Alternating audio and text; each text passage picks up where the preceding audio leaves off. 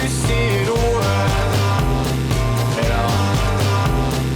Hey, du Sauhund, lass mal mein Büssi in Ruhe. Hey, du Sauhund, lass mir zu, lass mein Büssi in Ruhe. Hey, bleib mal in deinem Körbli, hört ihr was du bist, sonst Kopf nicht in den Wind, du weich ist, lass dir Pfust ins Gesicht.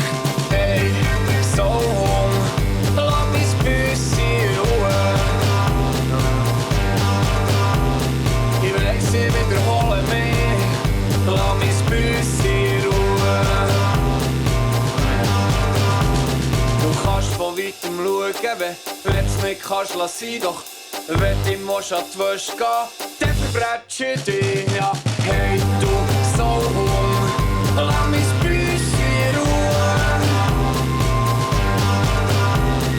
Ich sag es schon zum 7. Mal, lass mein Büssi in Ruhe. Mach mal etwas.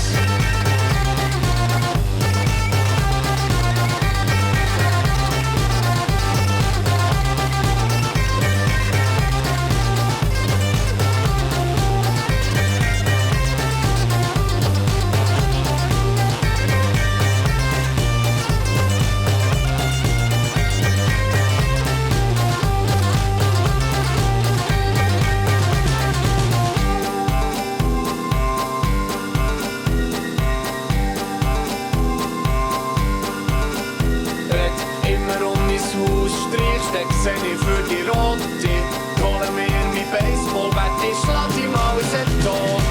Hey, Sauhund, lass mein Büssi in Ruhe. So.